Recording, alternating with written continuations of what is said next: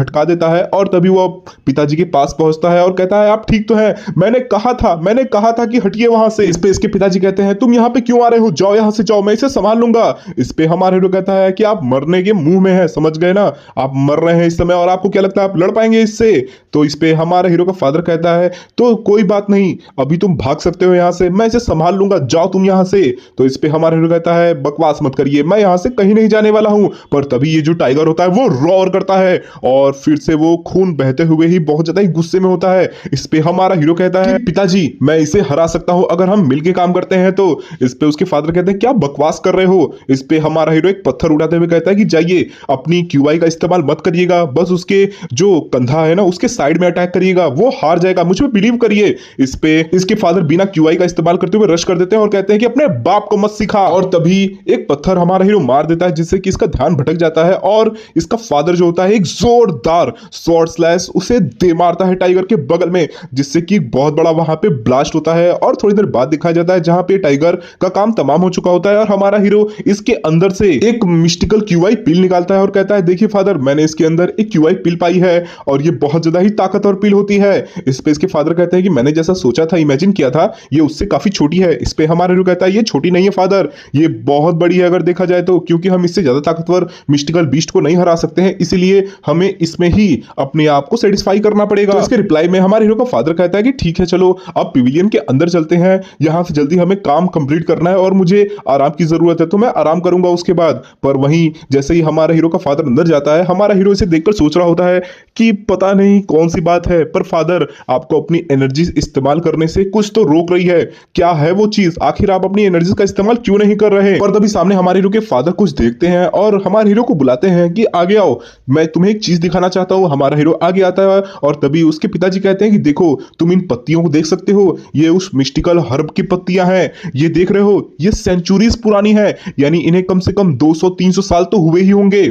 ये देखने के साथ ही हमारा हीरो सोचता है कि अरे वाह मास्टर मेंग ने एकदम बिल्कुल ठीक कहा था, ये सच में मिस्टिकल हर्ब ही है, उन्होंने इन्हें इस जगह पे नहीं छुपाया होता, अगर ये मिस्टिकल हर्ब नहीं होते, सच में मास्टर मेंग आप बहुत ज्यादा ही कमाल है। तो गाइस कौन सा ये मिस्टिकल हर्ब है इसके बारे में अभी हमें नहीं दिखाया गया है, ये हमें अगले एपिसोड में पता चलेगा। तो चलिए इसी के साथ इस वीडियो को खत्म करते हैं। आशा करता हूं आपको वीडियो जरूर पसंद आया होगा, वीडियो को लाइक करें, चैनल को सब्सक्राइब करें और फाइनली मैं कहना चाहता हूं कि हम मानवा क्यों देखते हैं, क्योंकि वी लव मानवा। सो हे गाइस, जैसा कि आपने पिछले चैप्टर में देखा था, हमारे हीरो को एक स्पेशल ट्रेजर मिल चुका होता है जो कि कई 100 साल पुराने मेडिसिन हर्ब्स होते हैं और उन्हें देखकर हमारा हीरो अब कह रहा होता है कि हमने कर दिखाया।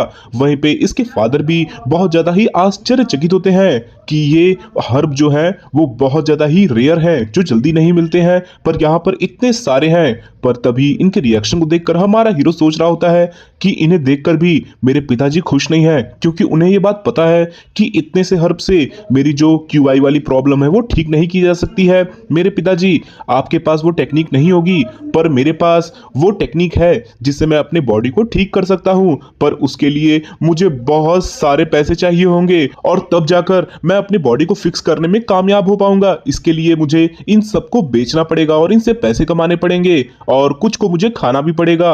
वहीं पे हमारा हीरो अपने फादर से पूछता है कि क्या मैं इन्हें ले लूं। इस पे इसके मुहोंग बीक कहते हैं कि ठीक है ले लो, वैसे भी मुझे इनके कोई काम नहीं। तो इस पे हमारा हीरो कहता है हाँ हाँ पिताजी आपको इसका क्या ही काम होगा, ये मर्दानगी बढ़ाती है और आप तो पहले ही रड़ुआ हो गए हो, रड़ुआ लोग के लिए ये नहीं है। ये सुनते ही उसके पिता बहुत ज्यादा ही शॉक्ड हो जाते हैं और हमारे हीरो के सर पे एक हाथ दे मारते हैं और कहते हैं तुम बहुत ज्यादा बात कर रहे हो, चुपचाप से मेडिसिन लो और लेते बनो। पर तभी हमारा हीरो सोचता है कि ये मेडिसिन से मेरा फिक्स नहीं हो सकता प्रॉब्लम, पर मेरी जो बेस है ना क्यूआई की वो जरूर बन सकती है। अब बस मुझे इसे घर जाकर खाना होगा और मेरी जो क्यूआई का बेस है वो स्टार्ट हो जाएगा बढ़ना। पर तभी हमारे हीरो एक स्प्रिंग को देखता है, यानी एक तालाब को देखता है जो कि हॉट स्प्रिंग होती है, और उसे देखकर हमारा हीरो कहता है कि पिताजी ये गर्म पानी का फव्वारा है, चलिए थोड़ा इसमें नहा लेते हैं। इस पे उसके पिताजी कहते हैं नहीं नहीं तुम ही नहाओ। पर जैसे ही हमारा हीरो इसमें नहाने के लिए ये इस पानी को टच करता है वैसे ही वो शॉक्ड हो जाता है और उसे फिर से मास्टर मेंग की बातें याद आ रही होती है, जहां पे मास्टर मेंग कह रहे होते हैं कि तुम्हें पता है मेरे गार्डन में एक गर्म पानी का फुवारा भी है, तुम वहां पे अच्छे से नहा सकते हो, ठीक है ना। इस पे हमारा हीरो पूछता है क्यों, क्या उसमें भी कुछ खास है क्या उसमें मैं अगर नहाऊंगा तो मेरी क्यूआई पावर बढ़ जाएगी या फिर मुझे कभी भी थकावट फील नहीं होगी और मैं जब तक चाहूं तब तक ट्रेनिंग कर सकता हूं, क्या बताओ। तो इस पे मास्टर कहते हैं तुम लोग ना जवान लड़के, तुम्हें बस हमेशा फायदा देखना पड़ता है, पर तुम्हें पता है ये जो माउंटेन्स है ना ये कोई नॉर्मल माउंटेन्स नहीं है, जहां पे मेरा गार्डन है ना वो एक मिस्टीरियस माउंटेन है जहां पे तुम्हें कभी भी कुछ भी मिल सकता है, लेकिन कोई भी वहां पे जाने की हिम्मत नहीं करता। अगर ऐसा करता तो बहुत सालों पहले ही बहुत सारे चोर उचक्कों ने उस माउंटेन को साफ कर दिया होता और बहुत सारे रेयर ट्रेजर्स पा चुके होते, सिर्फ मैं ही वहां पे जा सकता हूं, इसलिए मैं बता सकता हूं कि वो स्प्रिंग कोई नॉर्मल स्प्रिंग नहीं है, तो केयरफुल रहना। इस पे हमारा हीरो कहता है क्या बकवास कर रहे हो, तुम्हारी इस बकवास को सुनकर ना मुझे तुम्हें खाना देने का मन नहीं कर रहा, अब मैं तुम्हें 2 मीट के सर्विंग नहीं दूंगा, एक ही दूंगा, समझ गए। ये सुनते ही मास्टर मिंग थोड़ा शॉक्ड हो जाते हैं और तभी हमें प्रेजेंट का सीन दिखाया जाता है जहां पे हमारा हीरो तालाब के अंदर फिर से देखकर सोच रहा होता है कि मास्टर मिंग लगता है आपको वेपन्स में इतना ज्यादा इंटरेस्ट नहीं था, इसलिए आपको ये आइटम के बारे में नहीं पता था, और देखो तो मेरी किस्मत कितनी ज्यादा अच्छी है कि मुझे ये आइटम मिल गया। और तभी हमारा हीरो बताता है कि इस दुनिया में जो सबसे खतरनाक मटेरियल्स होते हैं ना जिनसे स्वॉर्ड बनाई जाती है, लेजेंडरी स्वॉर्ड, वो बहुत ज्यादा ही रेयर होते हैं, उन्हें जल्दी खोजा नहीं जा सकता, और इस तालाब के अंदर भी एक रेयर मटेरियल है जिससे कि ये तलवार लेजेंडरी स्वॉर्ड बनती है, मुझे याद है पक्का तरीके से क्योंकि यही वो मेटल है जिसे हेवनली ब्लड डीमन पोजेस करता था और उसी मेटल ने मेरे दिल को चीरा था, मुझे अभी भी वो टिंगलिंग फीलिंग याद है और मैं कंफर्म कह सकता हूं कि यही वो मटेरियल है। और तभी हमें ये मटेरियल दिखाया जाता है जिसका नाम मेटोरियम होता है और हमारा हीरो इसे देख के बता रहा होता है कि इसी से लेजेंडरी स्वॉर्ड बनती है क्योंकि ये बहुत ज्यादा ही रेयर होता है, क्योंकि ये एक मेट्रोराइट का टुकड़ा है, ये आसमान से उल्का पिंडों द्वारा गिरा हुआ एक टुकड़ा है जो कि जल्दी नहीं मिलता। अगर मैं इस टुकड़े को किसी अच्छे ब्लैक स्मिथ के पास ले जाऊं तो वो मेरे लिए भी एक हेवनली ब्लड डीमन जैसा ही स्वॉर्ड बना देगा जो कि बहुत ज्यादा ही ताकतवर होगा, पर मैं उसका क्या करूं, मैं उससे और बढ़िया बढ़िया उसमें मटेरियल मिक्स करवा के बहुत सारे तलवार बनाऊं या छोटा सा खंजर बनवा लूं, मैं सब कुछ कर सकता हूं। ये देखने के साथ ही उसके पिताजी बहुत ज्यादा ही डर जाते हैं कि अरे ये इतना गंदा रिएक्शन क्यों दे रहा है, और तभी वो पूछते हैं कि आखिर तुम्हें इसके अंदर से मिला क्या। तो इस पे हमारा हीरो कहता है कि मुझे मेटोरियम मिला है। ये सुनते ही इसके पिताजी बहुत ज्यादा ही शॉक्ड हो जाते हैं कि क्या सच में मेटोरियम मिला है तुम्हें, लेकिन अगर वो चीज तुम्हें मिली है तो हमें उसे इसी जगह पे छोड़ के चले जाना चाहिए, अपने साथ नहीं ले जाना चाहिए। ये सुनते ही हमारा हीरो सोचने लगता है हाँ बात तो सही है पिताजी की, अगर हम इसे अपने साथ लेकर जाते हैं तो बहुत ज्यादा ही डेंजरस चीजों का मुझे सामना करना पड़ेगा, बहुत सारे बैंडिट्स हो सकता है इसको पकड़ने के लिए हमारे स्कूल में भी आ जाए और फिर हमें छोड़े नहीं, पर मुझे ये चाहिए ही चाहिए क्योंकि अगर मैं इसे हासिल कर लेता हूं तो फिर मेरे पास भी एक खतरनाक हथियार आ जाएगा। पिछले जीवन में ब्लड डीमन ने मुझे हरा दिया था, पर अगर मेरे पास ये हथियार अभी रहता है तो हो सकता है दोबारा ऐसा ना हो। ये सोचने के साथ ही हमारा हीरो अपने पिताजी से कहने लगता है कि एक बात बताइए पिताजी, अगर हम यहाँ पर कभी छोड़ देते हैं इस चीज को, सोचिए क्या हो अगर इसके बारे में किसी को पता चल गया और उसके बाद बहुत सारे लोग इसके सर्च में आने लगे यहाँ पर, और रास्ते में हमारा स्कूल भी पड़ता है और इस चक्कर में हो सकता है कि वो हमारे स्कूल को भी हानि पहुंचाने लगे, तो क्या आपको ये चलेगा। इस पे इसके पिताजी थोड़े शॉक्ड हो जाते हैं, पर तभी वो कहते हैं चलो ठीक है हम इसे अपने साथ ले जाते हैं। हमारा हीरो कहता है कि हम अपना मुंह बंद रखेंगे, किसी को तब तक अगर हम नहीं बताते हैं तो किसी को पता नहीं चलेगा। उसी के साथ इसके पिताजी कहते हैं ठीक है चलो यहाँ से चलने का वक्त हो चुका है, सभी अपने स्कूल में वापस पहुंच जाते हैं, जहां पे यहाँ पर हमारे हीरो के फादर कह रहे होते हैं कि मेरे बिना इस हर्ब को खाने की सोची भी तुमने तो जान लेना बहुत बुरा हो जाएगा तुम्हारे लिए, मेरे सामने तुम्हें इस हर्ब को खाना है, ठीक है ना। इस पे हमारा हीरो कहता है जाइए जाइए पिताजी आप जहां जा रहे हैं जाइए, आपको मैं इतना बड़ा पागल लगता हूं कि आपके बिना रहते ही मैं इस हर्ब को खा लूंगा, ऐसा नहीं हो सकता। वहीं पे इसके पिताजी चले जाते हैं, पर तभी हमारा हीरो कहता है कि चलो अपने मेथड को स्टार्ट करते हैं, ये एक ऐसा मेथड है जो कि इस दुनिया में अभी आया ही नहीं है, ये क्यूआई के फ्लो को एकदम रिवर्स कर देगा और इस हर्ब की जिस टेक्निक को मैं बनाकर खाने जा रहा हूं अपने अंदर वो बहुत ज्यादा ही पेचीदा होगी, मेरी जान भी जा सकती है।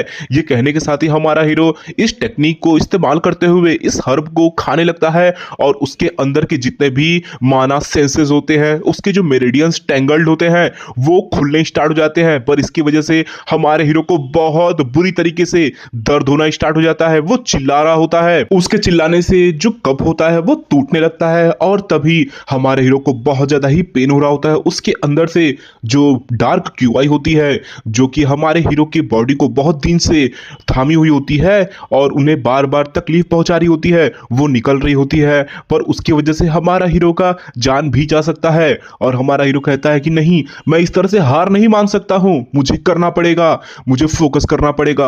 और तभी वो इस हर्ब की पावर को अपने अंदर कलेक्शन स्टार्ट कर देता है। पर फिर भी वो बहुत तेज से लगातार चिल्लाया जा रहा होता है क्योंकि उसकी नसों तक में बहुत ज्यादा ही पेन हो रहा होता है। और तभी हमारा हीरो कहता है कि मुझे कुछ भी करके अपने इस पेन को सहना पड़ेगा और अपनी क्यूआई को कंट्रोल में रखना पड़ेगा, मुझे सोना नहीं है, अगर मैं सोया तो बहुत ज्यादा ही खोया। पर मुझे अभी रुकना होगा क्योंकि मेरे 8 मेरिडियंस जो कि ब्लॉक हैं, जिसकी वजह से मैं अपने अंदर क्यूआई को फ्लो नहीं करवा सकता हूं, इसलिए मुझे उनको खोलना पड़ेगा। और यही क्यूआई ब्लॉकेज को खोलने का जो मेथड होता है वो स्टार्ट हो जाता है, जहां पे एक एक करके सारी क्यूआई ओपनिंग हो रही होती है हमारे हीरो की। और हर एक क्यूआई में हमारा हीरो जोर से चिल्ला रहा होता है।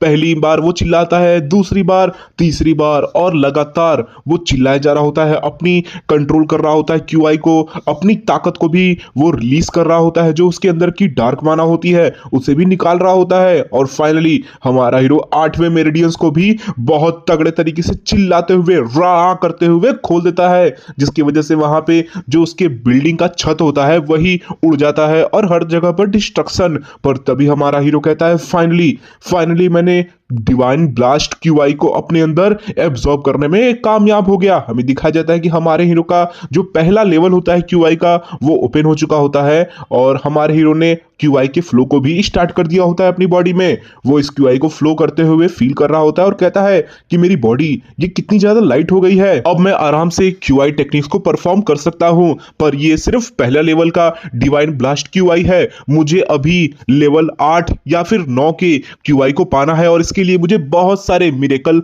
हर्ब्स की जरूरत पड़ेगी। मेरा लाइफ 30 साल की उम्र में खत्म होने वाला था, पर मैंने अपनी 3 साल की जीवन को पहले स्टेज के क्यूआई को प्राप्त करने के बाद बढ़ा लिया है, पर अभी भी बहुत सारी चीजें बची हुई हैं। हमारा हीरो ये कहते हुए अपने मार्शल आर्ट को प्रैक्टिस कर रहा होता है और वो सोचता है कि ये बहुत ज्यादा ही मुझे लाइट फील हो रहा है। और तभी वो सोचता है कि कौन सी टेक्निक होगी जो मेरे करंट सिचुएशन से मिलती हो और मैं उसका भी इस्तेमाल कर सकता हूं। और तभी हमारे हीरो को ग्रीन फॉरेस्ट टेक्निक याद आती है, जो कि 18 टेक्निक्स होती हैं। और तभी हमारे हीरो कहता है हाँ, वो ग्रीन फॉरेस्ट 18 टेक्निक्स वो बहुत ज्यादा ही अच्छी होंगी और वो उन सारे टेक्निक्स को परफॉर्म करना स्टार्ट कर देता है, जहां पर वो उस टेक्निक को बहुत ज्यादा ही अच्छे से कर पा रहा होता है। उस टेक्निक को इस्तेमाल करते करते बहुत देर हो जाती है, हमारा हीरो बहुत ज्यादा ही थक जाता है और वो कहता है कि चलो मैंने अपने पहले स्टेज की क्यूआई को नॉर्मलाइज कर लिया है, अपनी बॉडी के साथ उसे सिंथेसाइज कर लिया है, पर अब मिडल स्टेज पे आते हैं, चलो इस टेक्निक को थोड़ा और अपर लेवल पे लेके जाते हैं। और तभी हमारा हीरो बताता है कि उसके जो म्यूंग मास्टर थे उनके पास एक टेक्निक थी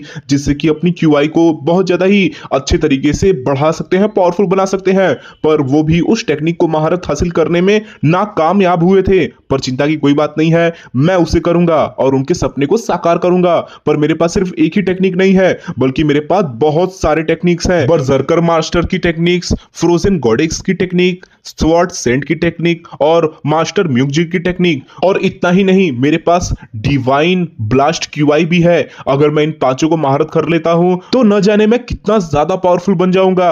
ये देखने में बहुत ज्यादा ही आश्चर्यजनक होगा।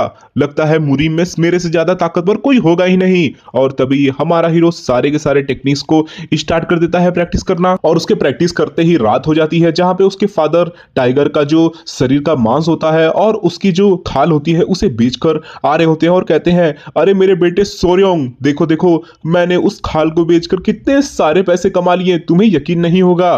पर जैसे ही वो सामने देखते हैं, वो देखते हैं कि हमारा हीरो बेहोश पड़ा होता है और उससे जाकर कहते हैं सोर्योंग सोर्योंग क्या हुआ तुम्हें। पर तभी हमारा हीरो कहता है कि मुझे माफ कर दीजिएगा पिताजी, मैंने वो ना मिरेकल हर्ब्स खा लिए थे, जिसके बाद मेरे अंदर बहुत ज्यादा ही पावर्स आ गई और मैं मार्शल आर्ट की प्रैक्टिस करने लगा, इसलिए मैं थक गया। ये सुनते ही मुहावक बिग कहते हैं क्या तुमने उन हर्ब्स को खा लिया। मैंने कहा था ना कि जब तक मैं ना आऊं तब तक उन हर्ब्स को हाथ भी मत लगाना। इस पे हमारा हीरो कहता है अरे पिताजी वो मैं क्या बोलूं मैंने उसे खा लिया। तो इस पे उसके पिताजी झाड़ू उठा लेते हैं और कहते हैं तुम मेरी बात क्यों नहीं मानते हो, मैंने कहा था तुमसे कि उसे मत छूना। और तभी वो उसे दौड़ाने लगते हैं कि रुको आज मैं तुम्हें अच्छे से मजा सिखाऊंगा, तुम्हारी बहुत ज्यादा ही मन भर चुकी है ना, रुको। और इसी के साथ हमारा हीरो पिटा जाता है बहुत तगड़े तरीके से।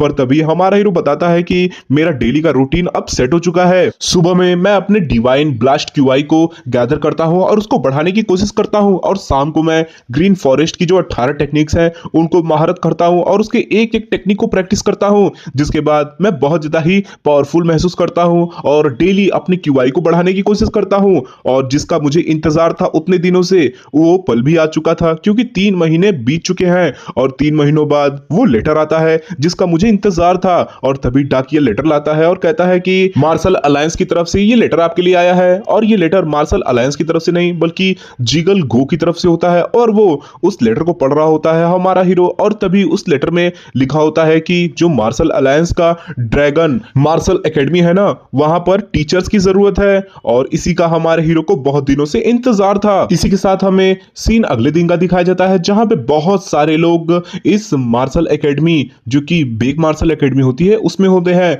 और वो सभी कह रहे होते हैं अरे देखो देखो इसके पिताजी ने इससे कहा कि जब तक ये उसे हराएगा नहीं तब तक यहां से वो नहीं जा सकता है। ये बंदा जो बात बोल रहा होता है वो हमारे हीरो के लिए होता है, क्योंकि हमारे हीरो के फादर ने जो कि मोहॉक बीक होते हैं उन्होंने अपने बेटे से ये कंडीशन रखा होता है कि अगर वो इसे इस जगह पे हरा देता है तो वो आज मार्शल एकेडमी से जा सकता है और मुरिम अलायंस के शहर में जाकर उस ड्रैगन मार्शल एकेडमी में एक टीचर के रूप में एनरोलमेंट कर सकता है। पर अगर नहीं हरा पाया तो उसे यहीं पर हमेशा रहना होगा।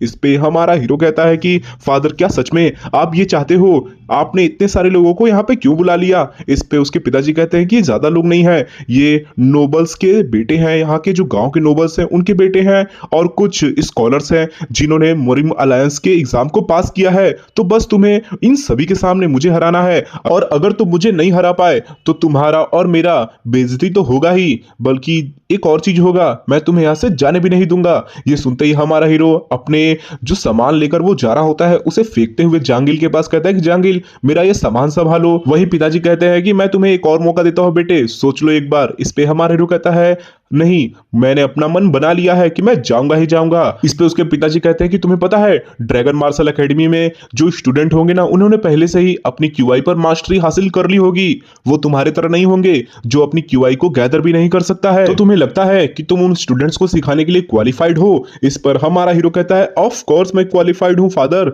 मैं 1 महीने पहले जैसा इंसान नहीं हूं, मैंने बहुत ज्यादा ही मेहनत की है। इस पे उसके फादर कहते हैं अरे यार तुम मेरी बात सुनते क्यों नहीं हो। इस पे हमारा हीरो कहता है कि मैं ये सब घमंड में नहीं कह रहा हूं पिताजी, चलिए मुझे दिखाने दीजिए कि मैं क्या कर सकता हूं। इस पे उसके पिताजी कहते हैं ठीक है दिखा दो, मैं इस लड़ाई को फेयर करने के लिए अपनी क्यूआई का इस्तेमाल नहीं करूंगा। पर तभी वो अपने डेंजरस ऑरा के साथ अपने शॉट को अनलीश करते हैं, और ये देखकर हमारे लिए सोचता है कि आप अपने शॉट को अनलीश कर कर अपनी क्यूआई को दिखाकर मुझे डराने की कोशिश कर रहे हो, मैं डरने वाला नहीं हूं। पर तभी हमारा हीरो अपने पिताजी के टेक्निक्स के बारे में बताता है कि इनके हर एक मूव में हवा की ताकत है, विंड पावर है, इसलिए इनके टेक्निक्स को वर्ल्ड विंड स्वॉर्ड टेक्निक कहते हैं। पर तभी मोहॉन्ग बीक और हमारा हीरो दोनों ही लड़ाई के लिए तैयार हो जाते हैं, और हमारे हीरो के स्टैंस को देखकर, जिस प्रकार से वो खड़ा होता है उसे देखकर उसके पिताजी कहते हैं कि तुम्हारे स्टैंस को देखकर मुझे लग रहा है कि तुमने बहुत ज्यादा ही अच्छे तरीके से प्रैक्टिस की है। इस पे हमारा हीरो कहता है कि पिताजी मुझे लगता है कि मैंने इतने अच्छे से प्रैक्टिस की है कि आपको आज क्यूआई इस्तेमाल करना ही पड़ेगा। और दोनों के शॉट क्लैश हो जाते हैं, जिसके बाद दोनों ही बहुत दूर ढेकला जाते हैं। इस क्लैश की वजह से ये देखकर वहां पे जितने भी लोग होते हैं वो बहुत ज्यादा ही आश्चर्यचकित जाते हैं और कहते हैं अरे वाह मास्टर, आपका बेटा और आपका माल के हो, आप दोनों ने क्या फाइटिंग की है। पर तभी हमारा हीरो कहता है कि पिताजी आपको एक बात पता है,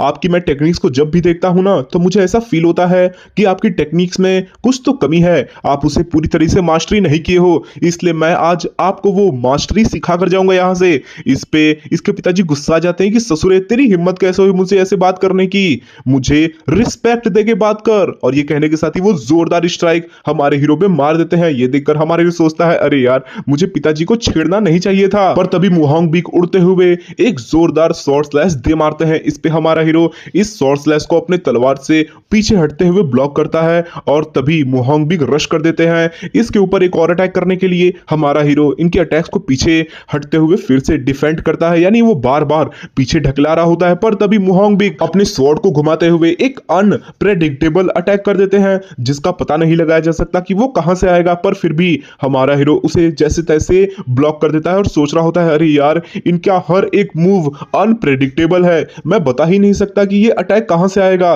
सच में इसीलिए इनके सामने कोई भी स्वॉर्डमैन टिक नहीं पाता है क्योंकि उसे पता ही नहीं होता कि वो कहां से अटैक कर देंगे। अगर ऐसा ही चलता रहा तो मैं हार जाऊंगा, चलो पहले अपने पिताजी और मेरे बीच में एक गैप बनाते हैं। ये सोचने के साथ ही हमारा हीरो पीछे हट जाता है और तभी वहां पर जितने भी लोग होते हैं वो कहते हैं वाह मास्टर्स आप कितने अच्छा फाइट कर रहे हैं और सोर्योंग बीक आप भी बहुत ज्यादा ही अच्छा लड़ रहे हैं। पर तभी उसके पिताजी पूछते हैं कि बताओ तुम्हारा मन चेंज हुआ, अभी भी तुम्हारे पास मौका है। इस पे हमारा हीरो कोई जवाब नहीं देता। ये देखकर मुहोंग भी कहते हैं लगता है तुम्हारा दिमाग अभी भी ठिकाने पे नहीं आया है, लगता है तुम्हें और पिटाई की जरूरत है। और ये कहने के साथ ही उसके पिताजी एक जोरदार स्ट्राइक हमारे हीरो के ऊपर दे मारते हैं, पर तभी हमारा हीरो इनके स्ट्राइक को ब्लॉक करता है पर उसके हाथ कांप रहे होते हैं। हमारा हीरो सोचता है कि इनका जो स्ट्राइक है वो बहुत ज्यादा ही खतरनाक है, पर मैं ज्यादा देर तक इसे शायद न रोक पाऊं, पर मुझे रोकना ही पड़ेगा क्योंकि अगर मैं इनके अटैक्स को बार बार रोकूंगा ना तो मैं इनकी टेक्निक्स को जान पाऊंगा। इनकी टेक्निक्स ऐसी टेक्निक्स हैं जिसे मैंने महीनों तक देखा है इनको प्रैक्टिस करते हुए,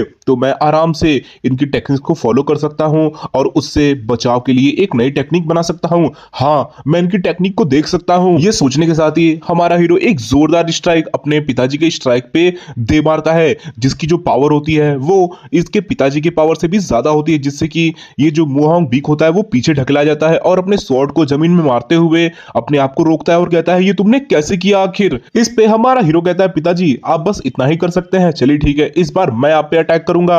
ये कहने के साथ ही हमारा हीरो रश कर देता है। वहीं इसके फादर भी रश करते हुए कहते हैं ठीक है कोशिश करके देख लो, देखते हैं तुम्हारी पावर में कितना दम है। और इसी के साथ एक बार फिर से दोनों की ही स्ट्राइक एक दूसरे के साथ स्वॉर्ड लड़ जाती है, पर तभी इसके जो पिताजी का स्वॉर्ड होता है वो पीछे ढकेला जाता है क्योंकि हमारे हीरो की जो पावर होती है वो बहुत ज्यादा ही ताकतवर होती है।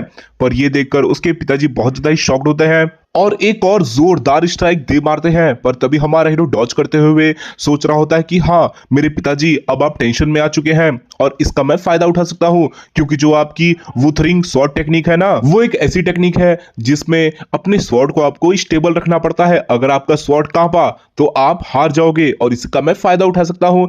हमारे हीरो को एक मौका मिल जाता है और वो तुरंत ही अपने शॉट को अपने पिताजी के चेहरे पे दे मारता है, पर उनके पिताजी के चेहरे पर जाने से पहले हमारा हीरो अपने शॉट को रोक लेता है। वो मारता नहीं है पर उसकी जो फोर्स होती है वो वहां पे एक बहुत बड़ी तूफान क्रिएट कर देती है। ये देखकर उसके पिताजी बहुत ज्यादा ही शॉक्ड होते हैं, पर तभी हमारा हीरो कहता है कि मेरी माँ की मौत के जिम्मेदार आप नहीं हो पिताजी। ये सुनते ही मुहोंग भी बहुत ज्यादा ही आश्चर्यचकित हो जाता है, पर तभी हमारा हीरो कहता है कि मेरा भी गलत तरीके से पैदा होना, मेरी जो बीमारी है उसके लिए भी आप जिम्मेदार नहीं हो पिताजी। मैं आप पे कोई बोझ नहीं हूं जिसे आपको जिंदगी भर उठा के चलना है। इस पे इसके पिताजी थोड़ा फ्रस्ट्रेट हो जाते हैं और कहते हैं तुम ये क्या बकवास कर रहे हो, किसने कहा कि तुम मेरे ऊपर बोझ हो। ये कहने के साथ ही वो स्ट्राइक दे मारते हैं, पर तभी हमारा हीरो झुकते हुए एक जोरदार बाइंडिंग स्ट्राइक दे मारता है जिससे कि इसके पिताजी का जो शरीर होता है वो बंध जाता है सिक्कड़ों से, यानी कि ऐसी स्ट्राइक जिसे डॉज करना इम्पॉसिबल है। और तभी हमारा हीरो कहता है कि सब खत्म हुआ,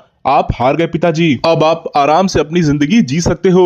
वहीं पे हमारा हीरो सोच रहा होता है कि मेरे पिताजी आप मेरे को लेकर और मेरी माँ की मौत को लेकर अपने ऊपर बहुत ज्यादा ही बर्डन ले लिए हो, जिसकी वजह से आपकी जो टेक्निक्स हैं, कलाएं हैं वो आगे नहीं बढ़ पा रही हैं, लेकिन मैं आज से आपको आजाद कर दूंगा जिससे कि आगे चल के आप एक अलग रिलम पे पहुंच जाओगे जहां पर आप पहुंचने के हकदार हो। वहीं उसके पिताजी कह रहे होते हैं कि ठीक है मैं हार गया, तुम जा सकते हो। ये सुनते ही वहां पर हल्ला होने लगता है कि ये सोर्योंग बिग मास्टर आपने सच में कमाल कर दिया, धोती फाड़ के रुमाल कर दिया, क्या कमाल किया है, क्या फाइट लड़ी है आपने। ये लीजिए आप जा रहे हैं ना, ये मेरी तरफ से कुछ पैसे रखिए, कुछ खाने रखिए। सभी कुछ ना कुछ देने लगते हैं, बच्चे भी बहुत ज्यादा ही खुश होते हैं। पर तभी वो अपने पिताजी को देखता है जो कि बहुत ज्यादा ही थके हुए लग रहे होते हैं, पर इनकी जो स्माइल होती है वो जेन्युइन स्माइल होती है। इसी के साथ सीन शिफ्ट होता है, थोड़ी देर बाद का सीन दिखाया जाता है जहां पे उसके पिताजी हमारे हीरो को सारे सामान पैक करके दे चुके होते हैं और यहां से बाय बाय बोल रहे होते हैं, जहां पे हमारा हीरो बोल रहा होता है कि जब मैं बहुत ज्यादा ही सक्सेसफुल और अमीर आदमी बन जाऊंगा ना तब मैं यहाँ पे वापस आऊंगा, तब तक आप इस एकेडमी का ख्याल रखिए इसे बर्बाद मत होने दीजिएगा। इस पे उसके पिताजी कहते हैं ससुरे क्या बोल रहा है। इस पे हमारा हीरो कहता है ठीक है पिताजी मैं जा रहा हूँ यहाँ से, और वो वहां से जाने लगता है। पर तभी उसके पिताजी कहते हैं कि तुम जब ड्रैगन एकेडमी में जाओगे ना तो वहां पे तुम्हें तुम्हारे नाना जी मिलेंगे।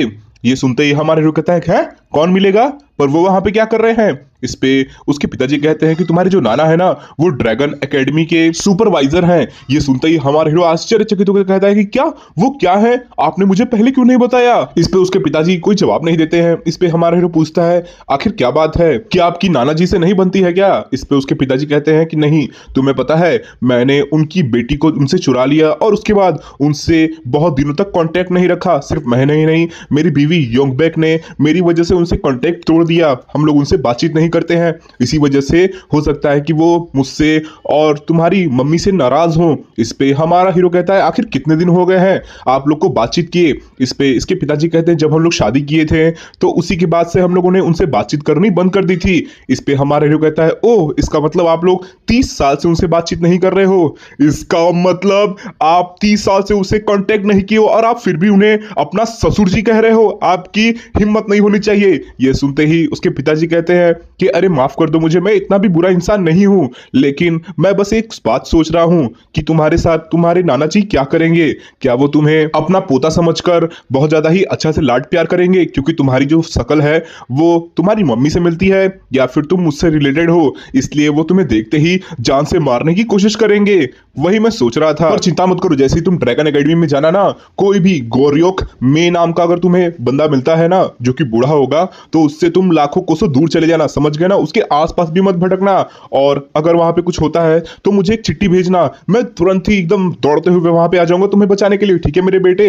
इस पे हमारा कहता है हाँ हाँ हाँ ठीक है मैं समझ गया। पर अभी वो सोचता है कि मेरे वो नाना जी हैं, ऐसा भी नहीं हुआ कि वो अपने ग्रैंडसन को ही मार देंगे, नहीं वो अच्छे व्यक्ति होंगे। सही सोच रहा हूं ना मैं। इसी के साथ हमारा हीरो वहां से जाने लगता है और फाइनली वो वहां से चले जाता है। पर तभी उसके पिताजी सोचते हैं कि इसने एक बार भी मुझे पलटकर देखा भी नहीं, क्या सच में इसे मेरी कोई जरूरत नहीं है। अब लगता है सच में इसे कोई जरूरत नहीं है। चलो अच्छा हुआ मैंने इसे जाने दिया, क्यों मैंने सही किया ना। इस पे उसकी बीवी की आत्मा कहती है हाँ तुमने ठीक किया, मेरा बेटा जो है ना वो भी तुम्हारी तरह लड़कियों में बहुत ज्यादा ही फेमस होगा क्योंकि वो भी बहुत ज्यादा ही सुंदर है। इस पे हमारा हीरो का बाप बहुत ज्यादा ही स्माइल करने लगता है और तभी वो कहता है कि क्या मैं उसके पीछे जाऊं, उसे बिना पता चले मैं उसका पूरा दिन भर पीछा करता रहूंगा और उसे पता भी नहीं चलेगा कि मैं उसकी रक्षा कर रहा हूं, क्योंकि वो एक लौता ऐसा तोहफा है जो तुमने मुझे दिया है मेरी वाइफ, मैं उसे इस तरह से खो नहीं सकता हूं। वो बहुत ज्यादा ही ट्रबल मेकर है, जहां पे जाता है मुसीबतें खड़ा कर देता है, इसलिए क्या मुझे उसके पीछे जाना चाहिए।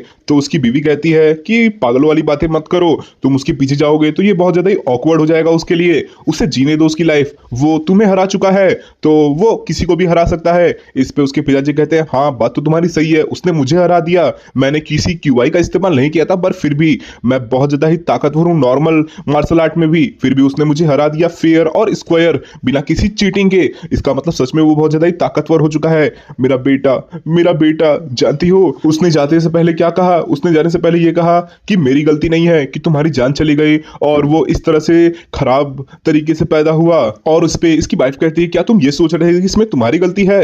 इस पे ये पिताजी कहता है कि बेशक मैं यही सोचता था कि मेरी गलती है, अगर मैं तुमसे न मिला होता तो तुम इस तरह से आज मुझे छोड़ के नहीं गई होती, ये मेरी गलती है। इस पे उसकी वाइफ कहती है अगर मैं तुमसे नहीं मिली होती, तुम मुझसे न मिले होते तो हमारा बेटा कभी इस दुनिया में नहीं आया होता, क्या तुम यही चाहते थे।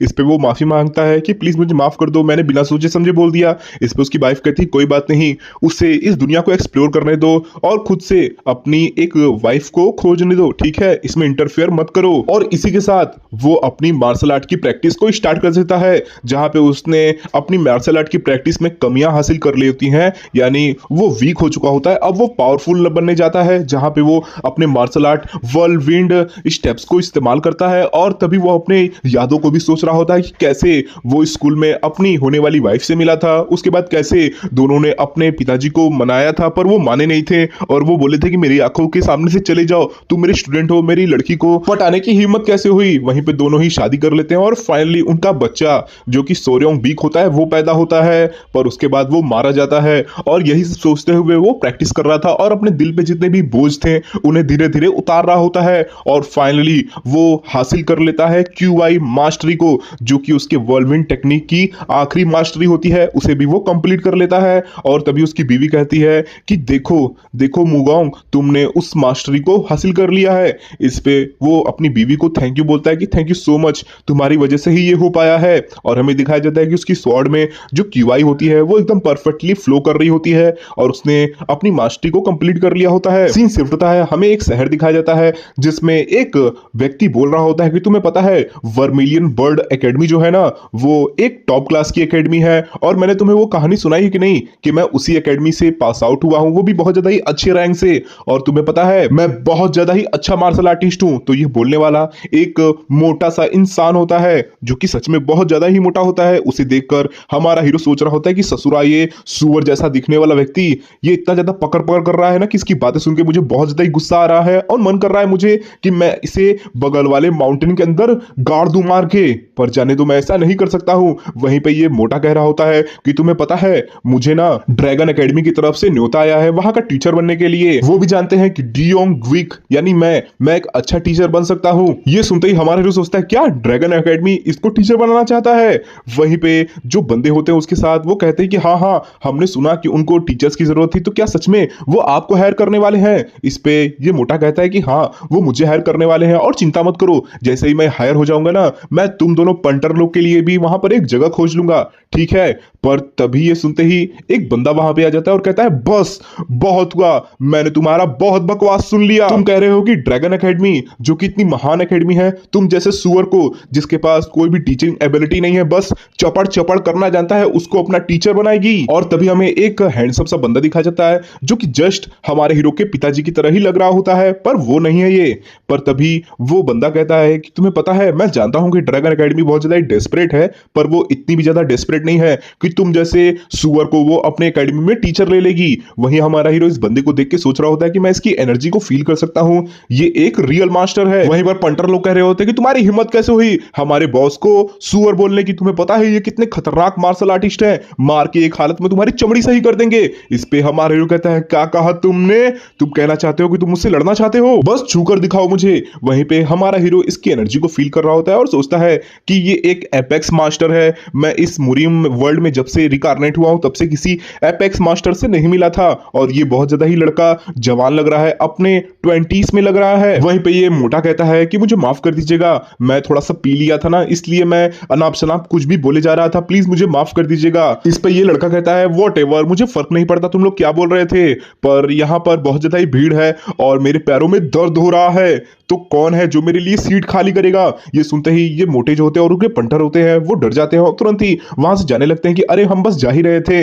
इस पे वही पंटर कहते हैं कि हम तुम्हें छोड़ेंगे नहीं, हिसाब बराबर जरूर करेंगे। और इसी के साथ वो वहां से चले जाते हैं। वहां पे जो लोग होते हैं वो तारीफ कर रहे होते हैं कि बच्चे आपने कमाल कर दिया, ये सब दुष्ट व्यक्ति बहुत देर से अपनी वाहवाही कर रहे थे, आपने इन्हें भगा दिया, वाह आप कमाल के हो। वही हमारा हीरो सोच रहा होता है कि अरे यार काश इन दोनों के बीच में लड़ाई होता, मैं लड़ाई देखने के लिए बहुत ज्यादा एक्साइटेड था। पर तभी ये क्या, उसी के बगल की चेयर की खींचते हुए ये लड़का बैठता है और कहता है तुम्हें पता है वो इतनी ज्यादा कावड़ थे, इतने ज्यादा कमजोर थे कि उन्होंने अपने लिए स्टैंड भी नहीं लिया, मेरे साथ लड़े भी नहीं और इसी तरह चले गए मेरी बातें मानकर। उन जैसे लोगों को तुम्हें लगता है ड्रैगन एकेडमी अपने टीचर के रूप में लेगी। ये सुनते ही हमारा हीरो अपने मुंह से जो पीरा होता है उसे थूक देता है कि ये बंदा यहाँ पर आकर क्यों बैठा है। और तभी हमारा हीरो पूछता है कि क्या बात है, आपको मुझसे कुछ काम है क्या। इस पे ये बंदा कहता है कि तुम्हें पता है तुम मुझे बहुत ज्यादा ही इंटरेस्टिंग बनने लगे हो, क्योंकि जैसे ही मैं उन मोटे लोग से बात कर रहा था तुम रेडी थे एकदम, तुम एकदम लड़ाई करने के लिए, उनका मुंह तोड़ने के लिए रेडी थे, पर मैं इंटरफेयर कर दिया इसलिए तुमने कुछ नहीं किया। लेकिन सच में तुम भी बहुत ज्यादा ही इंटरेस्टिंग बंदे हो, मुझे तुम पसंद आए। इस पे हमारा हीरो तुरंत ही माफी मांगता है कि मुझे माफ कर दीजिएगा अगर मैंने आपको किसी प्रकार से ऑफेंड किया हो। इस पे ये बंदा कहता है अरे नहीं नहीं, तुम्हें पता है तुमने मेरे मर्डरस ऑरा की तरफ रिएक्ट किया और उसे सेंस कर लिया, इसलिए मुझे माफी मांगनी चाहिए कि मैंने तुम्हें खाना खाते हुए डिस्टर्ब किया, मुझे माफ कर देना। इस पे हमारे हीरो कहता है अरे नहीं नहीं आप खाइए आराम से, मैं जा रहा हूं यहां से। पर तभी ये बंदा अपने आप को इंट्रोड्यूस करता है कि मेरा नाम योनहू अक है और मेरा पास कोई अभी तक टाइटल नहीं क्योंकि मैं इस वर्ल्ड में भी नया हूं। इस पे हमारा हीरो सोचने लगता है कि अरे ये अक फैमिली से बिलोंग करता है, तब तो इसका बैकग्राउंड बहुत ज्यादा ही स्ट्रांग है। और तभी हमारा हीरो कहता है कि मेरा नाम सोरियोंग बीक है और मैं भी इस मार्शल वर्ल्ड में अभी नया हूं, इसलिए मुझे भी अभी तक कोई टाइटल नहीं मिला। वहीं हमारा हीरो बताने लगता है कि इस मार्शल वर्ल्ड में बहुत सारी फैमिलीज हैं जो कि स्पीयर टेक्निक का इस्तेमाल करती हैं, पर उन सारी फैमिलीज में से 3 ऐसी फैमिली है जिनका स्पीयर टेक्निक सबसे ज्यादा स्ट्रांग है, और वो है अक फैमिली, यांग फैमिली और जू फैमिली। ये तीनों फैमिली बहुत ज्यादा ही खतरनाक स्पीयर टेक्निक इस्तेमाल करती हैं, और इस दुनिया के जो स्पीयर किंग है उनका नाम भी गी अक है, और वो अक फैमिली से बिलोंग करते हैं। और तभी हमारा हीरो इस बंदे को देखकर सोचता है कि इसके साथ रिलेशनशिप बढ़ाना चाहिए, पर तभी हमारे हीरो को वो बंदा कहता है कि प्लीज थोड़ा देर और बात करिए, मैं सारे खाने का पेमेंट करूंगा। इस पे हमारा हीरो पूछता है कि आप कितने उम्र है, आपकी उम्र कितनी है? तो इस पे ये यूनहू अक कहता है कि मेरी उम्र अभी 24 साल है। इस पे हमारा हीरो कहता है मेरी 26 है, मैं आपसे बड़ा हूं।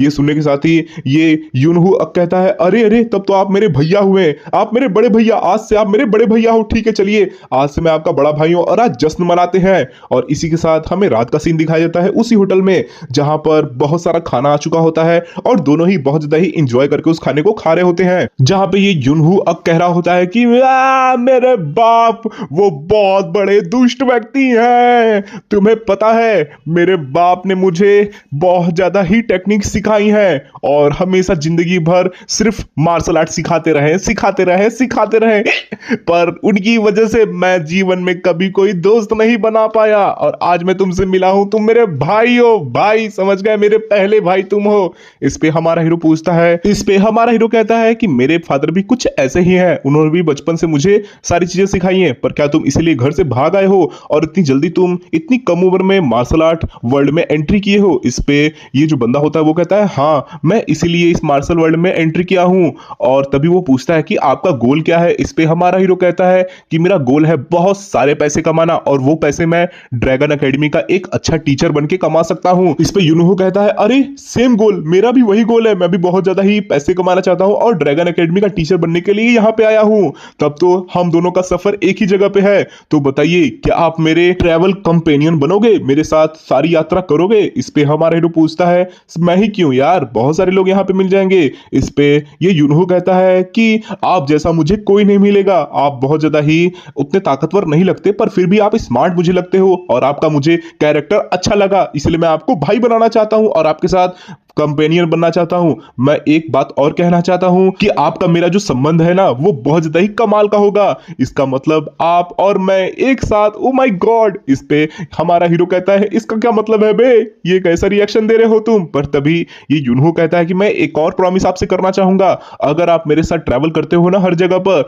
तो मैं आपका सारा खर्चा उठाऊंगा, आपको 1 रुपया खर्चा करने की जरूरत नहीं पड़ेगी। इस पे हमारा हीरो कहता है याद रखना ये प्रॉमिस, अगर मैं तुम्हारे साथ ट्रैवल कर रहा हूं और आज तुमने ये बात अगर पीने में बोली है, और कल जब पीना तुम्हारा उतर जाएगा, नशा उतर जाएगा, तब तुम ये बात भूल मत जाना, समझ गए? इस पे ये यूनहू कहता है मैं समझ गया, मैं कभी नहीं भूलूंगा इस बात को। और तभी हमें नामचांग शहर में एक होटल के अंदर एक बुढ़ा व्यक्ति दिखाया जाता है जो कह रहा होता है प्लीज प्लीज मुझे मत मारो, मुझे नहीं नहीं प्लीज मुझे मत मारो। पर ये बात जो सामने वाला बंदा होता है वो नहीं सुनता है और गुस्से में आकर उसे मार देता है। और यहां से स्टार्ट होती है एक इन्वेस्टिगेशन स्टोरी जहां पर हमारा हीरो पता लगाएगा कि इस बंदे को किसने मारा। वहीं हमें दिन का समय दिखाया जाता है, नामचांग सिटी में हमारा हीरो घूम रहा होता है और वहां पे बहुत भीड़ लगी होती है।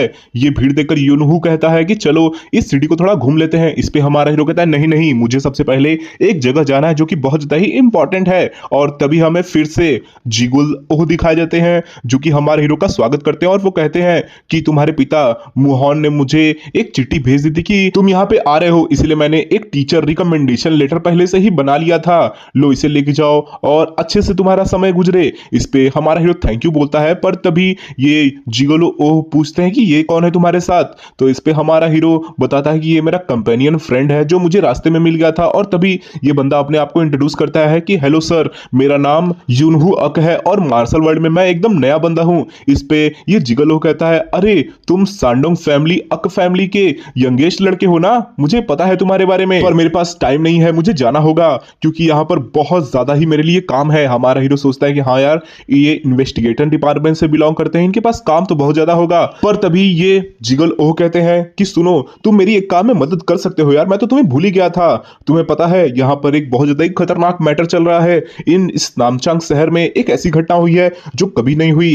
एक नॉर्मल सिविलियन को एक मार्शल आर्टिस्ट ने मार दिया है, और मेरे ख्याल से जिस टेक्निक का इस्तेमाल करके उसे मारा गया है वो ब्लड क्यूआई टेक्निक है। ये सुनते ही हमारा हीरो बहुत ज्यादा ही आश्चर्यचकित हो जाता है। तभी जिगल ओह कहते हैं कि तुम्हें पता है, मैं चाहता हूं कि तुम इस बात को पता करो कि क्या उस टेक्निक में ब्लड क्यूआई का इस्तेमाल किया गया है कि नहीं किया गया है, क्योंकि उसकी बॉडी बहुत ज्यादा ही मैश्ड अप तरीके से रखी गई थी और ऐसा सिर्फ ब्लड क्यूआई से ही हो सकता है। इस पे हमारा हीरो कहता है कि आप सिर्फ मुझसे ये चाहते हैं कि मैं बॉडी के बारे में पता लगाऊं कि आखिर उसमें ब्लड क्यूआई टेक्निक का इस्तेमाल हुआ है कि नहीं हुआ है। इस पे जिगल ओह कहते हैं कि नहीं, मैं ये भी चाहता हूं कि तुम इसको इन्वेस्टिगेट करो और सारे मैटर के बारे में पता लगाओ। तुमने पहले भी ब्लड कल्ट के बारे में पता लगाया था, तो इस बार भी पता लगा लोगे। अगर ऐसा तुमने किया ना, तो तुमने जो रेज्यूमे बनाया है अपना ब्लू ड्रैगन एकेडमी में टीचर बनने के लिए, उसमें तुम्हें सरकार की तरफ से और मार्शल अलायंस की तरफ से एक अच्छा अप्रिशिएशन सर्टिफिकेट मिल जाएगा। तो सोचो ये कितना ज्यादा अच्छा होगा तुम्हारे लिए। हमारा हीरो सोचता है क्या ये रिज्यूमे में सच में इतना ज्यादा अच्छा होगा।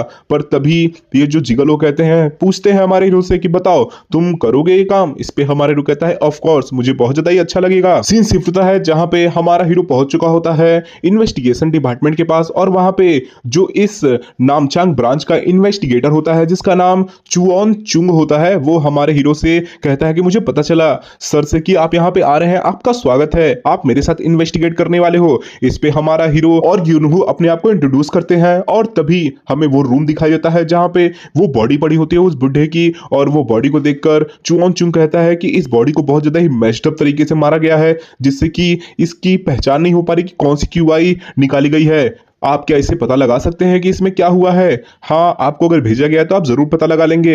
वहीं पे हमारा हीरो चेक कर रहा होता है, पर तभी यूनहू को इस लाश को देखकर बहुत तगड़ा उल्टी आता है और वो करके उल्टी करने लगता है। हमारा हीरो कहता है कि मैंने तुमसे कहा था ना कि इस रूम में आने से पहले सोच लेना। वहीं हमारा हीरो इस लाश को देख के सोच रहा होता है कि मुझे सबसे पहले और लोगों से बातचीत करनी होगी, क्योंकि मैं ऐसे ही किसी कंक्लूजन पे नहीं पहुंच सकता हूं कि इसे डिमोनिक ब्लड क्यूआई का इस्तेमाल करके ही मारा गया है या नहीं मारा गया है। और तभी ये जो इन्वेस्टिगेटर होता है वो पूछता है कि बताओ तुम्हें कुछ पता चला इस बॉडी को देखकर। इस पे हमारा हीरो कहता है कि मैं कंफर्म नहीं कर सकता हूं, सबसे पहले मुझे दूसरे सस्पेक्ट से बात करना होगा।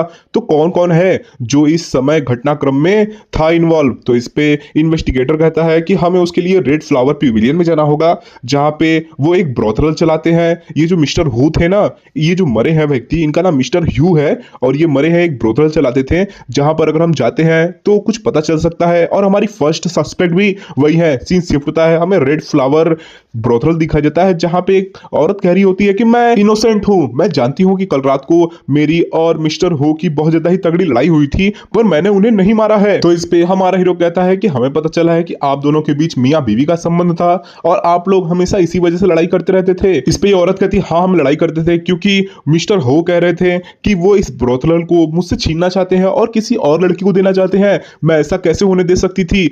वहीं पे हमारा हीरो सोचता है हाँ यार, बात तो सही है, यहाँ पे हमेशा ही बहुत ज्यादा ही पैसा आता रहता है और जो इसका मालिक होगा वही सारे पैसों को कंट्रोल करेगा, तब तो इसका गुस्सा होना जायज था। पर तभी ये औरत भी कहती है कि मुझे माफ कर दीजिएगा, मैंने मिस्टर हो को हमेशा गलत समझा, पर वो इतने भी दिल के बुरे इंसान नहीं थे।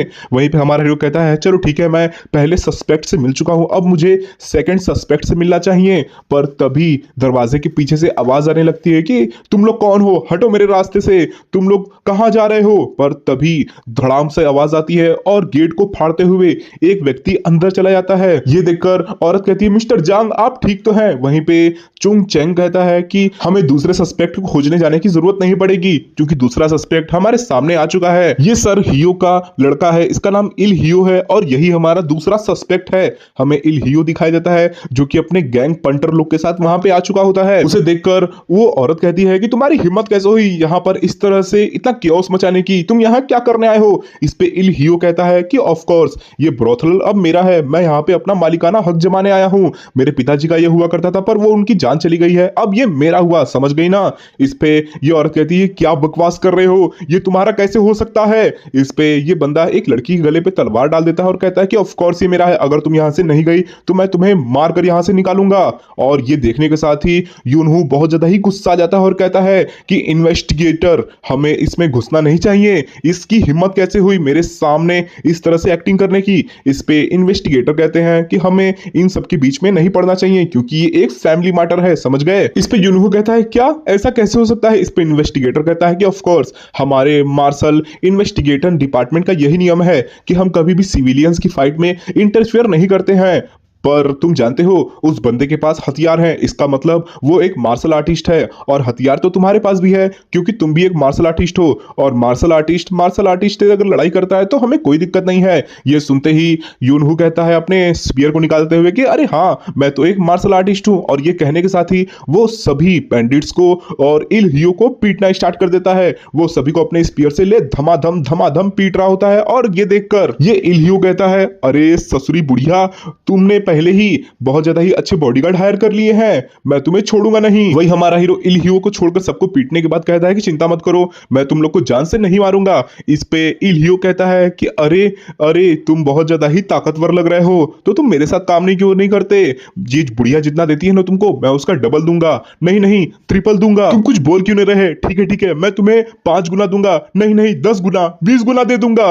अरे यार मैं तुम्हें सब दे दूंगा, तुम्हें पता है ये बुढ़िया उतना नहीं कमाती, मैं ज्यादा कमाता हूँ, मैं तुम्हें सारे पैसे दे दूंगा और तुम मेरे तरफ आ जाते हो, समझ गए। इस पे यूनहू कहता है चुप हो जाओ ससुरे, ले मेरा मुक्का खा, और इसी के साथ बड़ा बम बम बम बहुत तगड़ी तरीके से यूनहू मारने लगता है उसको, और कहता है तेरी हिम्मत कैसे हुई औरतों के ऊपर चिल्लाने की, एक लड़की के गले पे चाकू रखने की। इस पे वो माफी मांगता है, और तभी इल हियो का हमें सूजा हुआ चेहरा दिखाया जाता है, और तभी वो कहता है आखिर तुम लोग कौन हो। इस पे हमारा हीरो पूछता है एक बात बताओ मुझे, क्या तुमने अपने पिताजी को मारा है। ये सुनते ही इल हियो यूनहू के डार्क ऑरा को देखता है और वो कहता है अरे नहीं मैं उन्हें भला क्यों मारूंगा, वो बहुत ज्यादा ही मेरे अच्छे इंसान थे, वो मेरे पिताजी थे। इस पे हमारा हीरो कहता है कि तुम उनके इकलौते बेटे हो, अगर वो मर जाते हैं तो सारी चीजें तुम्हारी होने वाली थी, तुम्हें फायदा होता है। इस पे इल हियो कहता है अरे बाबा मुझे अगर उन्हें मारना ही होता तो मैं बहुत पहले मार चुका होता, कुछ सालों में वो वैसे भी मर ही जाने वाले थे, तो सारा चीज मेरा होने ही वाला था, मैं उन्हें क्यों मारूंगा। और वैसे भी उस बुढ़े के एक लड़के थोड़ी ना थे, उसके कई सारे लड़के हैं,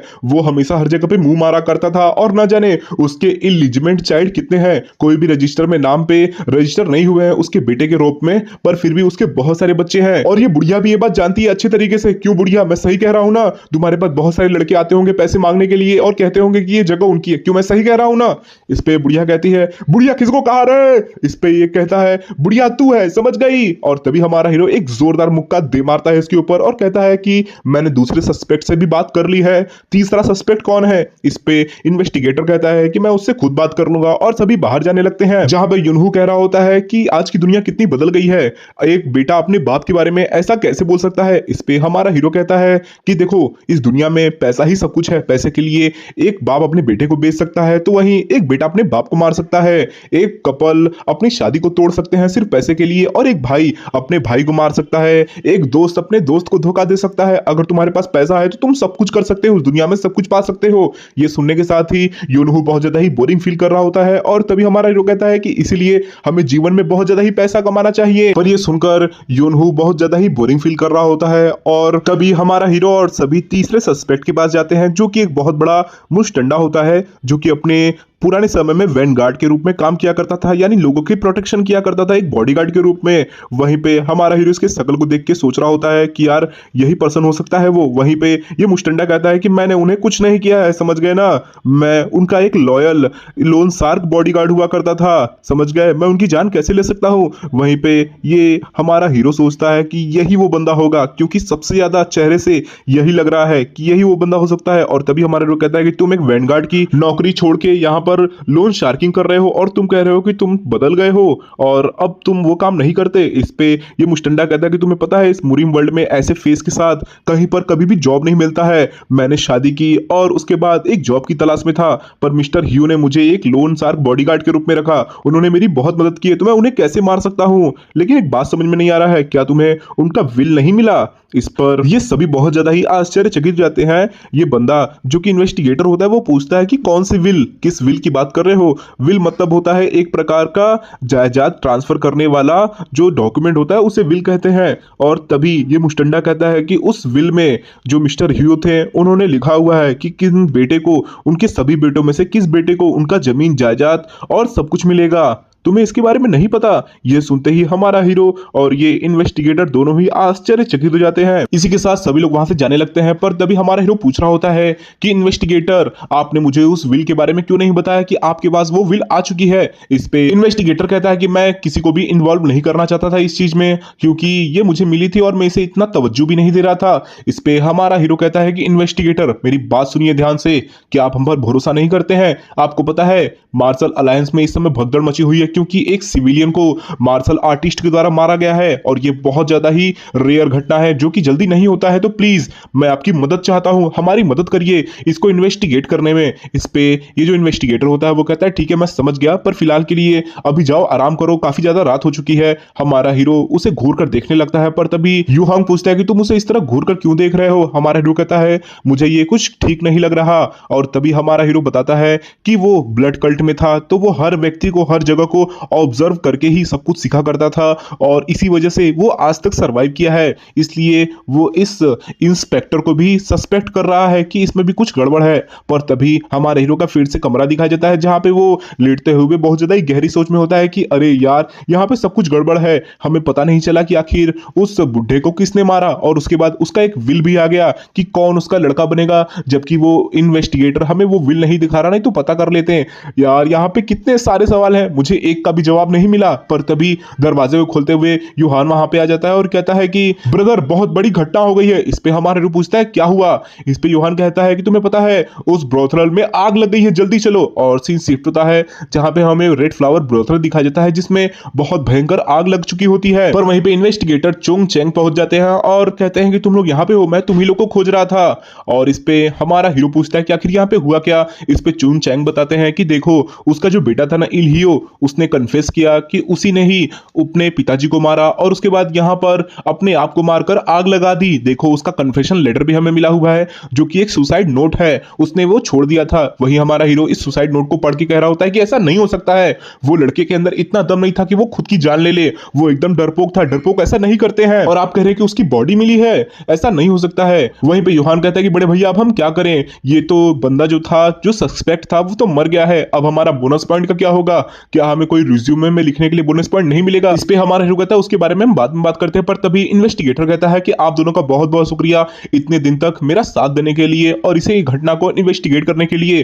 पर मैटर अब क्लोज हो चुका है, इसलिए प्लीज अब आप लोग आराम करिए घर पर, अगर कोई भी बात हुई तो मैं आपको कनेक्ट करूंगा। और ये कहने के साथ ही वो वहां से चला जाता है। हमारा हीरो भी उसे बाय बाय बोल देता है और वो जाने लगता है। पर तभी हमारा हीरो कहता है कि यूहान तुम आगे जाओ, मुझे अभी इस इन्वेस्टिगेटर से कुछ प्राइवेट में बातें करनी है। इस पे यूहान कहता है कि हमारे बोनस पॉइंट का क्या। इस पे हमारा हीरो कहता है वो मैं बाद में देखूंगा। और तभी हमारा हीरो इस इन्वेस्टिगेटर का पीछा करने लगता है जहां पर वो उसके पीछे पहुंच जाता है और इन्वेस्टिगेटर उसे फील करते हुए अपना स्वॉर्ड निकाल कर कहते हैं कौन है मेरे पीछे, और वो स्वॉर्ड हमारे हीरो की गर्दन पर रख देते हैं। पर तभी वो देखते हैं हमारे हीरो को और कहते हैं अरे सोर्योंग आप यहाँ पे क्या कर रहे हैं, क्या आपको कुछ और भी बातें करनी है। इस पे हमारा हीरो कहता है कि मैंने उस टेक्निक का पता लगा लिया जिस टेक्निक का इस्तेमाल करके मिस्टर हियो को मारा गया था। इस पर ये इन्वेस्टिगेटर कहता है क्या नाम था उस टेक्निक का तब। तो इस पे हमारा हीरो कहता है कि उस टेक्निक को नए स्टूडेंट्स को सिखाया जाता है, इसका नाम ब्लड टीयर टेक्निक होता है और ये टेक्निक बहुत ज्यादा ही खास होती है क्योंकि ये स्टार्टिंग में सीखने में बहुत ज्यादा ही आसान होती है और इसे तुरंत सीखा जा सकता है। पर जैसे जैसे दिन बीतेंगे वैसे वैसे ये बॉडी में बहुत ज्यादा ही दर्द लेती आएगी और उसके बाद हो सकता है आपका क्यूआई ब्लॉकेज भी हो जाए और आप जिंदगी भर कभी क्यूआई का यूज ना कर पाए। मैं इसे अच्छे से जानता हूं क्योंकि ब्लड कल्ट में इसे इस्तेमाल किया जाता है, आप भी उस टेक्निक को अच्छे से पहचानते होंगे। इस पे ये इन्वेस्टिगेटर कहता है कि ये बात तुम मुझे क्यों बता रहे हो। इस पे हमारा हीरो कहता है कि आपको पता है आपने जो ब्लड टीयर टेक्निक सीखा है ना वो बस एक इमिटेशन है, यानी बस एक कॉपी टेक्निक है, वो रियल आपने नहीं सीखा हुआ है। क्योंकि अगर आपको ब्लड टीयर टेक्निक को सीखना है तो आपको एक इंस्ट्रक्टर लगेगा, लेकिन आपको देखकर लगता है कि आपने ये खुद से से सीखी हुई है। इस पे ये इन्वेस्टिगेटर कहता है कि तुम्हारा मतलब क्या है। इस पे हमारा हीरो कहता है कि जो ब्लड टीयर टेक्निक होती है ना, उसका साइड इफेक्ट होता है कि अगर आप उसे सीखते रहते हो तो आपकी आंख जो है वो लाल होने लगती है और आपको जल्दी गुस्सा आने लगता है, और उसके बाद जब भी आप उसको ट्रेन करोगे तो आपका लेफ्ट साइड बहुत ज्यादा ही दर्द करेगा और आपको इनडाइजेशन हो जाएगा, यानी आपका खाना पचेगा नहीं। और इसलिए जितनी देर तक आप मेरे साथ थे, आप एक सिंपल चेहरा बनाए हुए थे मेरे सामने, कुछ आप रिएक्शन नहीं दे रहे थे। क्यों मैं सही कह रहा हूं ना? इस पे ये इन्वेस्टिगेटर कहता है कि मैं इसी तरह दिखता हूं। इस पे हमारा हीरो कहता है कि जो भी ये टेक्निक सीखता है ना, वो यही बात बोलता है। सबसे पहले मैंने मिस्टर हियो के डेथ को उस मुस्टंडे को सोचा था कि वही ने मारा होगा, पर फिर मैंने सोचा कि इतनी खतरनाक टेक्निक एक वैनगार्ड तो नहीं सीखेगा जिसने अपनी पूरी जिंदगी भर लड़ाई की हो। वो ये बात जानता होगा कि इस टेक्निक को सीखने के बाद वो अपनी बॉडी को खराब कर लेगा, इसीलिए उसने तो नहीं सीखा होगा वो टेक्निक। और बात रही दूसरे सस्पेक्ट इल हियो की, तो वो बहुत ज्यादा ही अमीर ज्यादा है, पहले से उसके पास बहुत ज्यादा ही पैसे हैं, इसलिए उसे जरूरत नहीं पड़ी होगी किसी ऐसे टेक्निक को सीखने की जो कि उसकी बॉडी को खराब कर दे। और अब बारी आती है एकमात्र एक ही सस्पेक्ट पे, वो हो एक ऐसा बच्चा जिसके पास जो बॉडी हो वो बहुत ज्यादा ही खराब बॉडी हो, पर वो जल्दी से बहुत अच्छा मार्शल आर्ट सीखना चाहता हो, और वो आप हो सकते हो। ये सुनने के साथ ही इन्वेस्टिगेटर कहता है कि क्या कहानी बनाई है तुमने, पर तुम्हें लगता है कि इस पे कोई विश्वास करेगा? इस पे हमारा हीरो कहता है कि आपको पता है उस जगह पे ब्रोथलर को जब आग लगी थी, तो उस आग लगने के बाद आपके जो जूते थे ना वो जल गए हैं और उसमें खून भी लगे हुए हैं। आप लगता है बहुत ज्यादा ही जल्दीबाजी में थे, इसलिए आपने अपने जूते बदले ही नहीं। ये सुनने के साथ ही ये इन्वेस्टिगेटर बहुत ज्यादा ही आश्चर्यचकित होकर अपने जूते देखने लगता है जिसमें सच में खून लगे होते हैं और वो जला हुआ होता है। पर तभी हमारा हीरो कहता है कि अगर मैंने ये बात जाकर मुरीम अलायंस इन्वेस्टिगेटर टीम को बता दी ना, उसके बाद आपको वो इन्वेस्टिगेट करने हैं तो जरूर बुलाएंगे, और फिर आपकी जिंदगी बहुत ज्यादा ही बुरी तरीके से खराब हो जाएगी। आप बहुत ज्यादा ही इम्पेशेंट तरीके से काम किए हो, लेकिन आपने मिस्टर हियो को मारा क्यों? इस पे ये सुनते ही ये इन्वेस्टिगेटर बहुत ज्यादा ही गुस्सा आ जाता है और अपने ब्लड क्यूआई का इस्तेमाल करते हुए हमारे हीरो पर अटैक करते हुए कहता है कि चुप हो जा ससुरे, तूने कहा कि मैंने उस बुढ़े को क्यों मारा? क्योंकि वो मेरा बाप था। ये सुनते ही हमारा हीरो आश्चर्यचकित हो जाता है और सोचने लगता है, अरे ये उसका बाप था, इसका मतलब वो जो इलहियो बात कर रहा था कि बहुत सारे इस हियो के इलिजिमेंट चाइल्ड हैं, इसमें से एक बंदा ये भी होगा, और जो विल होगी जिसमें सारे जायदाद को नाम करने की बात कही गई है, वो लगता है इसी इन्वेस्टिगेटर के नाम होगी। पर वहीं ये इन्वेस्टिगेटर बहुत ज्यादा ही चिल्लाते हुए अपनी टेक्निक का इस्तेमाल करता है जिससे कि उसे बहुत ज्यादा ही दर्द हो रहा होता है। हमारा हीरो कहता है कि रुक जाओ, तुम अपनी बॉडी को चोट पहुंचा रहे हो। अगर तुमने लगातार इस डिमोनिक क्यूआई टेक्निक का इस्तेमाल किया ना, तो तुम अपने उम्र को कम कर दोगे, तुम्हारी जान जा रही है। इस पे ये इन्वेस्टिगेटर कहता है कि मुझे फर्क नहीं पड़ता, आज तुम्हारे मरने का दिन है। और तभी हमारा हीरो आसमान में जंप करता है और तुरंत ही अपने उंगली को एक्यूपॉइंट पावर में एक्टिवेट करते हुए इसके सारे पीठ पे एक्यूपंक्चर्स को ब्लॉक कर देता है ताकि इसकी क्यूआई फ्लो ना हो पाए। और तभी एक और स्ट्राइक ये इन्वेस्टिगेटर दे मारता है हमारे हीरो पे, पर तभी हमारा हीरो इसके अटैक को डॉज करते हुए कहता है कि तुम बहुत ज्यादा ही धीरे अटैक कर रहे हो, और तभी वो एक धड़ाम से पंच मारते हुए गिरा देता है जमीन पे इस इन्वेस्टिगेटर को। और तभी हमारा हीरो कहता है कि सब खत्म हुआ, अब प्लीज शांत हो जाओ। ये सुनने के साथ ही ये इन्वेस्टिगेटर शांत होते हुए रोना स्टार्ट कर देता है। हमारा हीरो पूछता है कि आखिर तुमने इस ब्लड टेक्निक को कहां से पाया? इस पे ये इन्वेस्टिगेटर बताता है कि मेरी जब मां मरी थी तो मैं उनके ग्रेवयार्ड पे गया था, मैं रो रहा था, पर तभी ब्लैक हैट पहनकर एक व्यक्ति मेरे पास आया और उसने मुझे ये किताब दिया। उसने मुझसे कहा कि अगर तुम इसे सीखते हो तो तुम थोड़े समय में बहुत ज्यादा ही स्ट्रॉन्गिस्ट बन जाओगे, और यही हुआ। इस किताब ने मेरी लाइफ बदल दी और मैं इन्वेस्टिगेटर यूनिट का एक अच्छा इन्वेस्टिगेटर बन गया। पर जब मैं बड़ा हुआ तो उस हियो ने मेरे पास पहुंचकर मुझे बताया कि वो मेरा बाप है और वो मुझे बहुत पहले से जानता था। उसने मेरे सारे सफरिंग को देखा था कि मैं छोटे से ही मां के खोने के बाद कितना ज्यादा सफर कर रहा था, फिर भी उसने मेरी मदद नहीं की। इसलिए मैंने उस दिन कसम खा ली थी कि मैं इसे जरूर मारूंगा। मुझे फर्क नहीं पड़ता इनहेरिटेंस को लेकर कि वो मुझे क्या देता है मरने के बाद, मुझे बस उसे जान से मारना था। ये सुनते ही हमारा हीरो कहता है तो विल में तुम्हारा ही नाम लिखा हुआ था क्या? इस पे ये कहता है हाँ मेरे ही नाम लिखा हुआ था और मैं नहीं चाहता था कि किसी को इसके बारे में पता चले, लेकिन अब तुम क्या करने वाले हो? क्या तुम मुझे जान से मार दोगे? इस पे हमारा हीरो कहता है नहीं, मैं तुम्हें कुछ नहीं करने वाला हूं, चलो आज की रात को भूल जाते हैं और साथ में मित्र बन जाते हैं, और आज की बात को सीक्रेट रखते हैं, किसी को मैं नहीं बताऊंगा। इस पे ये जो इन्वेस्टिगेटर होता है वो आश्चर्यचकित होते पूछता है कि तुम ऐसा क्यों कर रहे हो? इस पे हमारा हीरो कहता है कि मैं तुमसे एक चीज चाहता हूं, तुम उस विल को नहीं चाहते हो ना, उसमें जितने पैसे हैं जमीन जायदाद है उसे नहीं चाहते हो ना, तो वो तुम मुझे दे दो। अगर तुम वो मुझे दे देते हो तो मैं आज की बात को भूल जाऊंगा और तुम्हें कभी भी फंसाऊंगा नहीं, हम मित्र बन जाएंगे। और उसके बाद जो ये टेक्निक है ना, इसमें तुम्हें जो दिक्कतें आ रही हैं उसको भी ठीक करने में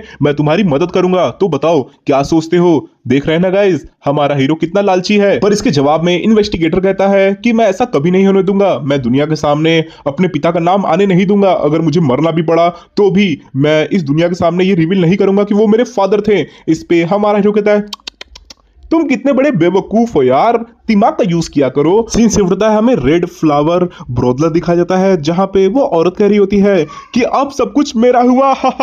वैसे भी वो बुढ़े को अगर उसका बेटा नहीं मारता तो मैं तो मार ही देती, पक्का मार देती। वो ससुरा अपने बेटों के नाम करने वाला था सारी चीजें अपने विल में। कोई बात नहीं, मैं उस विल को ढूंढ के रहूंगी और अगर वो विल मुझे नहीं मिलता है तो मैं एक हियो अलायंस से कहकर एक नया विल बनाऊंगी जिसमें मैं नॉमिनी के नाम पर अपना नाम रखूंगी कि ये सारी चीजें मेरी हो गई हैं। उस हियो ने मेरे नाम कर दी है सारी चीजें, अब सारी चीजें मेरी हो जाएंगी। कोई नहीं रोक पाएगा मेरे को। उसका बेटा भी मर चुका है, सब मर चुके हैं। पर तभी दरवाजा खोलते हुए हमारा जो इन्वेस्टिगेटर होता है वो एक लड़के के साथ वहां पर आ जाता है। उसे देखकर ये मैडम कहती है अरे स्वागत है आपका, आप यहाँ पे क्या करने आए हैं? इन्वेस्टिगेटर कहता है कि हमें हियो सर का विल मिल चुका है जो कि मैं आपको सबसे पहले दिखाना चाहता था क्योंकि आप सबसे ज्यादा क्लोज थी मिस्टर हियो के। ये सुनते ही वो कहती है अरे वाह, ये तो बहुत ज्यादा ही अच्छी बात है। पर तभी वो मन में सोचती है अरे यार, इस ससुरे के हाथ ही लगना था वो विल। ये बहुत ज्यादा ही अपराइट पर्सन है, ये उस विल को लेकर बहुत ज्यादा ही सीरियस होगा। और तभी वो पूछती है कि आपके बगल में ये लड़का कौन है? इस पे इन्वेस्टिगेटर कहते हैं कि ये लड़का वही है जिसे इस विल में हेयर बनाया गया है, यानी उनका बेटा जिसको ये सारी जमीन जायदाद मिलने वाली है। ये सुनते ही मैडम बहुत ज्यादा ही आश्चर्यचकित हो जाती है। वही वैनगार्ड भी कहता है क्या तुम उनके बेटे हो जिसको सारा का सारा जायदाद मिलने वाला है? इस पे ये जो बेटा होता है वो कहता है हाँ मैं वही हूं, मेरा नाम चियोन हियो है और मैं अपने फादर के विल के साथ यहां पर आया हूं, आप उसे देख सकती हैं मैडम। ये मैडम उस विल को देखती है और बहुत ज्यादा ही गुस्साते हुए कहती है नहीं, ये नहीं हो सकता है, क्या बकवास कर रहे हो, जरूर ये नकली होगा, ये लड़का भी नकली होगा, पता नहीं ये कहां से अजनबी आया है और ये कह रहा है कि यहाँ का ये सारा मालिक है। नहीं नहीं, ये नहीं हो सकता है, तुम झूठे हो, फर्जी इंसान हो, समझ गए ना? इस पे इन्वेस्टिगेटर कहता है कि हमने पहले ही इस विल की छानबीन कर ली है और जो इसमें डिस्क्रिप्शन दिया गया है लड़के का वो यही लड़का है, समझ गई ना? और अगर आप इस विल को मानने से इनकार करती हैं तो हम इस विल को गवर्नमेंट को दे देंगे, उसके बाद ऑटोमेटिक ही ये जगह